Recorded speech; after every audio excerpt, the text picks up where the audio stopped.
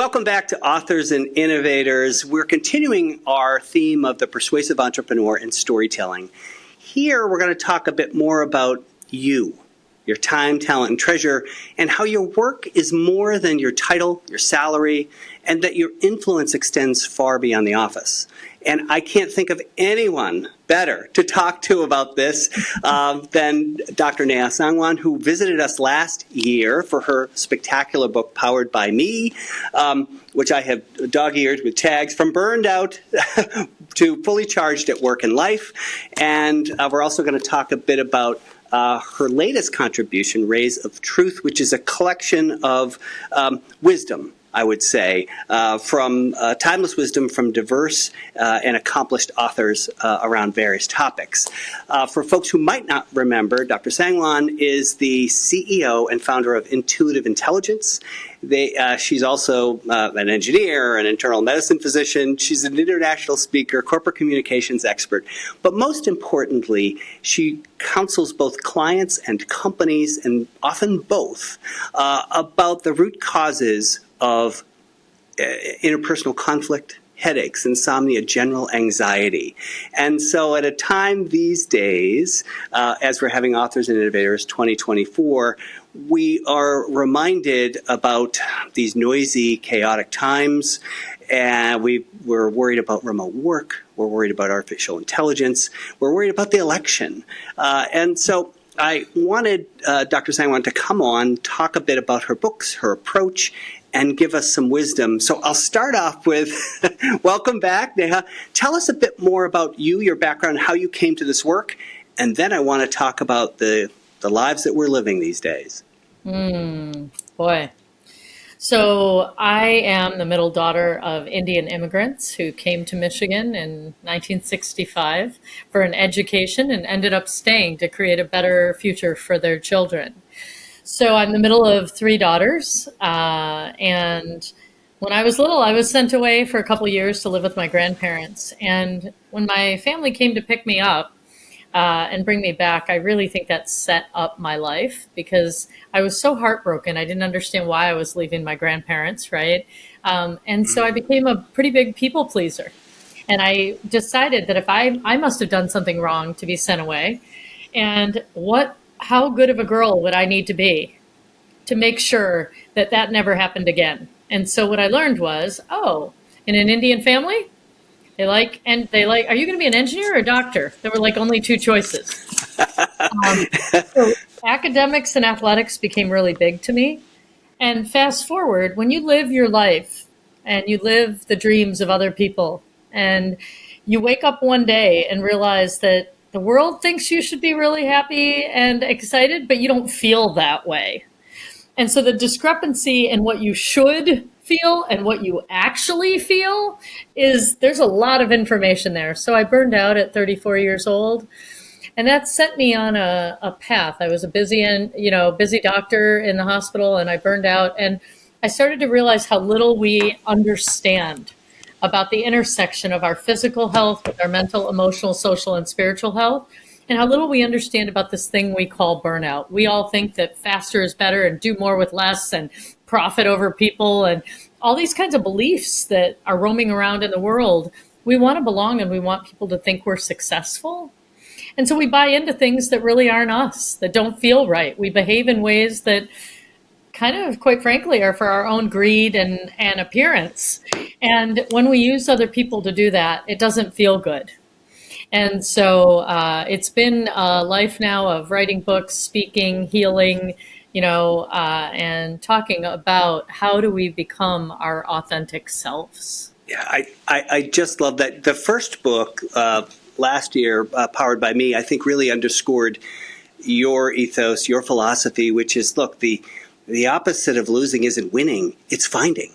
And so for a lot of people, it's finding who they are, right, and belonging. I want to talk to folks who might be listening who find themselves in different situations now. Okay. So let's talk to those folks who are just starting out. They finished college, they're in their first job, and yet they're very connected to social media where it's always sunny and happy. Tell them a bit about what they should be worried about. They're probably listening and saying, I'm not not burnt out. I can do this, but there's an emptiness. So what would you say to those folks in their really in their first job, looking for their first job, anxious, very connected to others, at least ostensibly through social media? Yep. Well, I think what you're speaking about, Larry, is something I call life school. So there's all these different stages, and there's these different lessons that we learn at each stage. And you can't know them just by hearing them. You almost have to like live through it. But here's what I'd say. In the beginning, when you're first individuating, maybe you're out of college or you're just moving from high school into a job, whatever it is, that's the point where you're pretty uncertain because you're going out into this big, scary world. And other people's voices about what success means and what it is and who's successful and who matters. Sometimes people lose hearing their own voice, remembering what they love, but they want to make their parents proud. They want to make their colleagues proud. They want to have something important to say to their friends or post on social media. So they take the job at Goldman Sachs rather than listening to what they've always loved in their heart or their spirit, right? They take the job at JP Morgan or at, the big deal. And so those are social markers of where the money is. But the thing that's really, really important at this stage is that you can't do it wrong. Because no matter what you choose, you are going to learn whether that gives you energy or drains you of energy. And I love that. Test and try, quick. Right? Yeah. It's going to come quick because you're going to realize whether you have a pit in your stomach every time it's time to turn on the computer or go into the job or whatever it is, you're going to learn. And so what I would say to that group is trust yourself and trust that each of these stages, you get to learn different lessons, and you're going to be learning until you're done living.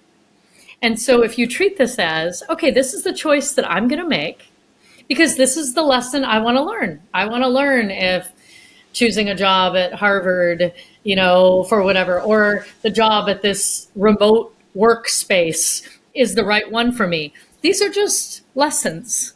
And so you're going to see if they fulfill you, and you feel, healed and uplifted and excited, or if you feel depleted, alone, and empty. That'll give you the information you need. Okay. Let's talk about someone who's now in that job for a bit, perhaps now has some direct reports, but might be thinking, for a lot of reasons, the job is just fine. But maybe what are the kind of things that you would say to someone who says, I'm hearing just fine, tell me more? What are the kind of things that you want that person to lean into? Well, you got promoted and now you have direct reports, but you got promoted for different reasons. Some people get promoted because they're really good at the job that they're doing, and suddenly we're going to have you in charge of other people, which is a whole another job. Okay, so leading other people is not about being good at the job you came in at. It's a whole different skill set. So if you're kind of like, I don't know why, I should be happy. I have a corner office with an air conditioning, or I got a raise, or whatever it is. It oftentimes is because your gift and skill set may be in the thing that got you promoted. It may not be in the leading of other people. And so you want to kind of start paying attention to what the world, once again, says is a move up if you're in that position, but you've lost your joy. And that may be not because you're not amazing, you are. It's because perhaps your work style, your gifts aren't a fit for a made up role that a company needed or somebody needed. And then your bigger question comes in, which is, if this isn't the fit, how can I create value for this company and use the gifts I have in a creative way that would uplift this company if you'd like to stay there? Perhaps you like it. You like the people. You like the environment. Maybe the commute is right. Maybe it's in the city that you want to be near your family. Get really clear about why you said yes to this and what lights you up. And then get creative on how it could help the company. Because right now, what we're going to really need in the world is innovators like you. So let's talk about folks a little farther on, leaders. People who have lots of direct reports, but also report up to a board. How do they make sure, whether they like the job most days, how do you spot those kind of warning signs? How do you lean into what might be discomfort? How do you, not that you can avoid life, right? But what would you say to that leader who says, it's fine, I always wanted to do this, I think I'm good at it, I'm good at leading, but I am worried that over time this is going to wear? Well, what I'd first say is congratulations, because you didn't get here without a lot of hard work, a lot of dedication, and a lot of success on many levels. It's almost what Arthur Brooks says about the second mountain. You know, we think that the first mountain is the thing that's going to give us all the glory. We get there Right? and we're like, huh? Right? What I would say to this person is that it's okay.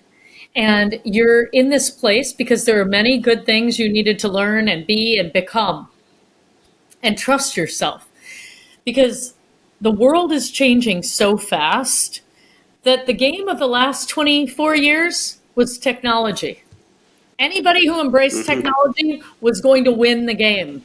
And the game has changed now because we have co-created a world moving faster than our own biology can handle. So the old rules are all falling away. And so what I'd say to you is, if you knew that the name of the game moving forward was agility, competence, and compassion, if you knew that what you needed to do was make sure that everybody in your group, in your team, was able to be agile, competent, and compassionate, meaning connected to each other, kind of themselves when they make a mistake, taking risks, and able to pivot on a dime. Is that something you're interested in? Because that's the next phase of the game, which is upgrading human software. Yeah. Human software. Yeah, I and love so maybe that. the game's That's the changing. job. Yeah, that's the job. Yeah. And so the game is changing. And maybe you were someone who was really good at technology. And maybe the inner game of, upgrading human software isn't your game. Well, then get someone around you that can help you make sense of that you really value and respect, or decide that perhaps there's another application for your gifts and skill sets. But when you're losing meaning, I love that. When you're losing meaning, so you can't lead. You can't lead a group of people and not be connected to purpose and meaning yourself and expect them to perform. So you got to go inward here. I love it. Well put. And of course, there's so much intuitive intelligence, including on the website, that really helps people connect to that.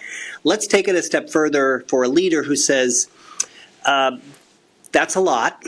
Not sure I want to do this. Think I'm going to sell this company for a whole lot of reasons. Perhaps want to make sure my people are taken care of. But for me, and I hear this a lot with entrepreneurs, I've been doing this for so long. It's my identity. I'm going to lose this sense of belonging. Maybe I ought not to do it. What do you say to folks who might be thinking, well, if it's not this year, it'll be next year, but I've got to get out. The world is changing too quickly. But I'm terrified of perhaps losing my sense of my belonging. What do you say to executives who you see are quite accomplished but are a bit rootless now that they don't have what rooted them in the past? Well, what's interesting about this group is they're moving from success to significance. So in all measures of society, whether it's positional power, whether it's money, whether it's they've climbed the ladder and they're there and they are now saying, I think I want to do something else. Now, it is true that when you make your identity, okay, so sometimes the mistake people make is they think their self-worth equals their net worth. And when you make that mistake, if you have a version of that as a leader or owner of a company, you've been doing it for a really long time, your identity is tied to the thing that you do.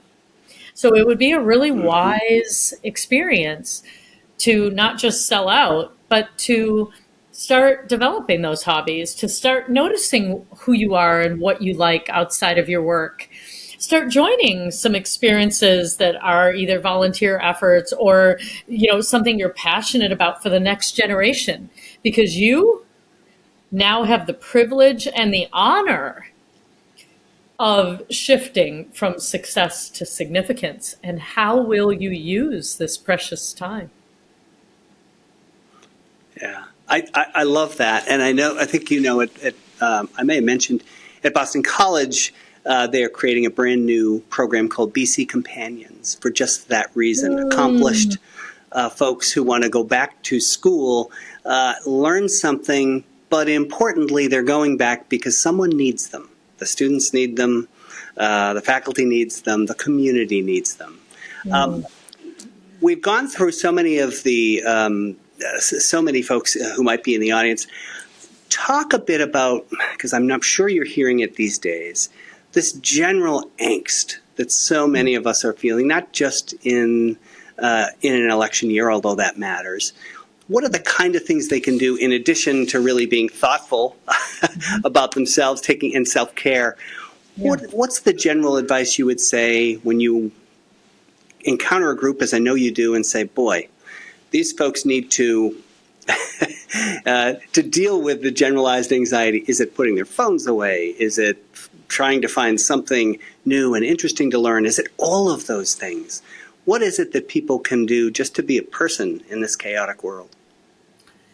Yeah, well, first, I think they need to understand how their body is sending them signals. So, the first thing that I think really busy, accomplished people do is give up their own connection to themselves in order to know what the world wants. Kind of like me, that little girl who, when I was hurt or upset or didn't understand the world was so confusing, I started looking outside and deciding I was going to do whatever others wanted me to do.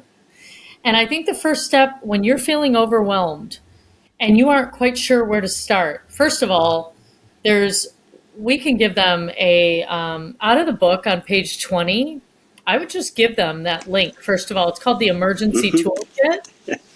You don't need to read a whole book if that's where you are. If you're feeling overwhelmed and the world is moving too fast for you, we'll give you this emergency toolkit link.